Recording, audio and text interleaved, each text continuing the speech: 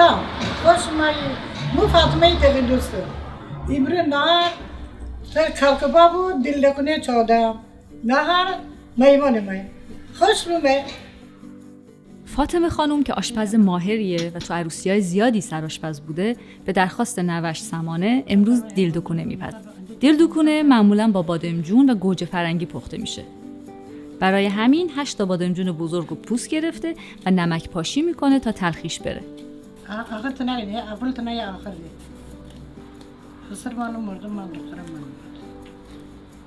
رنجان بسانه نمک زنم نام اینا آب تلخی بیتم. بعدا گردو و سیر و چوچا بر رو با انار. نه اول یه تو سرخ کنم بعدا جیراره و انار رو اونو دخون داخل دی. نه هرچی شکم کور اما کنیم دل لخنی.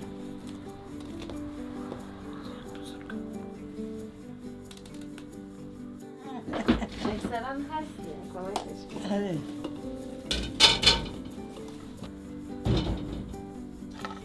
اگه با غذای گیلانی آشنا باشید حتما میدونید اولین انتخاب همه برای بهتر شدن عطر غذا چوچاقه. چوچاق همین بس زیاد بهم تلخ کنه. علاوه بر چوچاق کمی سبزی و تراب تازه هم برای نهار میچینه. اما کنیم که گچ.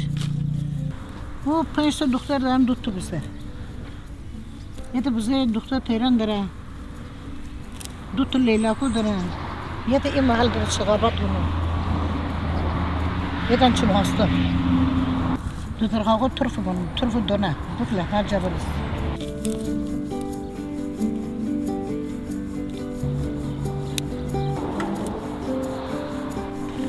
نه سبزی.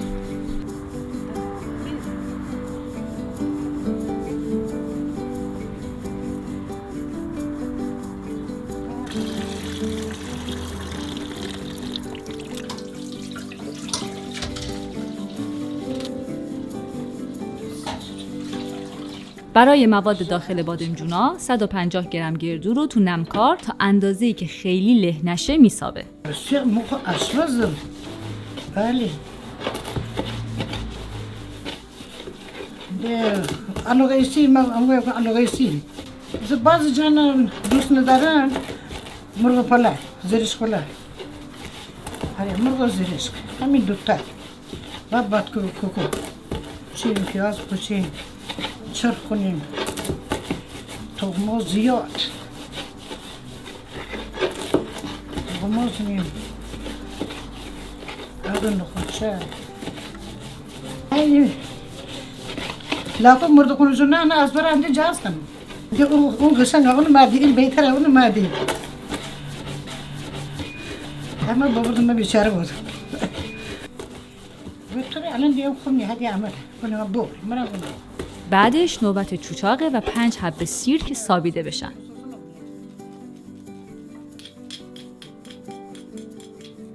ایشون می شمار یادگاره مجبوریم بوداریم دیگه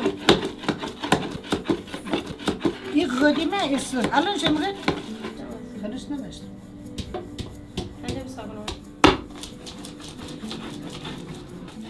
آخرش همه اینا رو با هم مخلوط میکنه و 1.5 قاشق رو به انار ترش بهشون میزنه. فلفل هم دکن نمک هم دکن نمک زیاد نمونه چیه خود فلفل، نمک و زردچوبه همه ادویه‌های دیلدکونه است.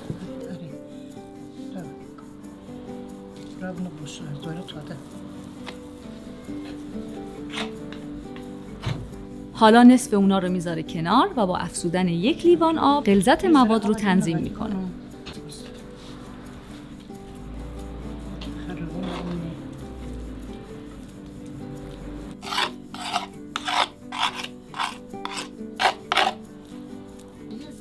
بادمجونا بعد از اینکه شکافی توی دلشون زده شد، توی روغن داغ کاملا سرخ میشن. الان میانه پاره کنم سرخ کنم بعدا گردودم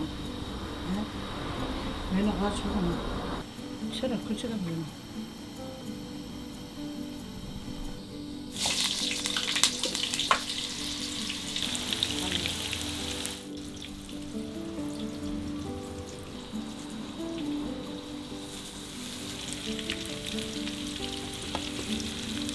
اگه اول با گرد دکنی بنی گرد همه سوجه بیری نان سوجه سیاه بود ایتا بهتره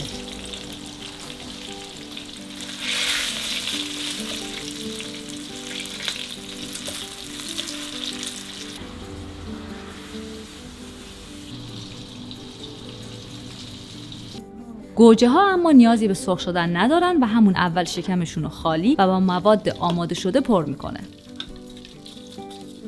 حالا نوبت پر کردن دل بادمجون ها با مخلوط معطر و خوشمزه ساخت فاطمه است.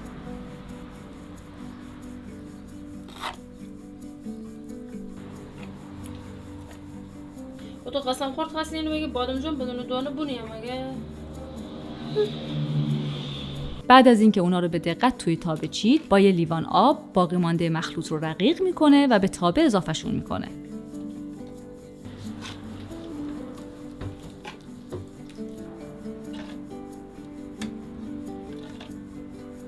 از این به بعد 45 دقیقه باید با در بسته با هم بپزن تا کاملا جا بیفته. کله کباب هم یکی از محبوب ترین غذاهاست که بادمجون مهمترین جزشه. برای همین 2 تا بادمجون بزرگ رو روی آتیش کبابی میکنه. همه چیزا از زغال و آتش بهتره.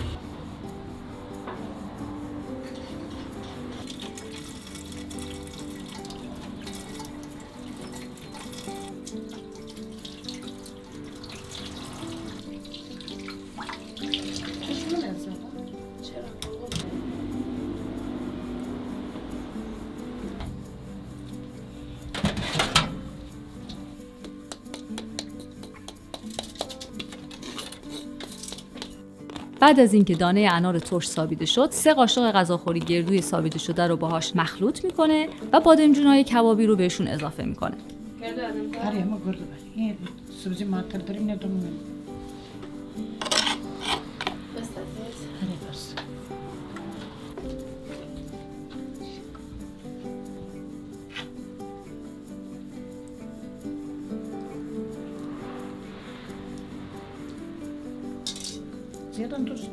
بادمجون رو با مشت سنگ و باقی مواد خوب میکوبه و 3 تا حب سیر توش رنده میکنه.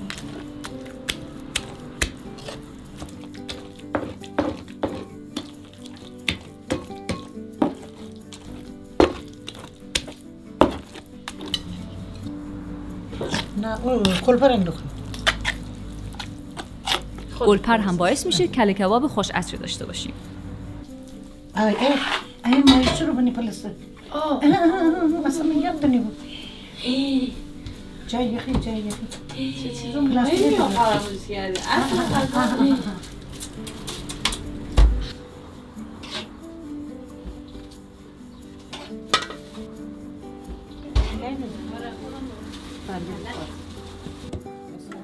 زیتون پرورده آخرین خوشمزه سفره امروزه و باز هم انار و گردو و چوچاق و نمکار رو سابیدن.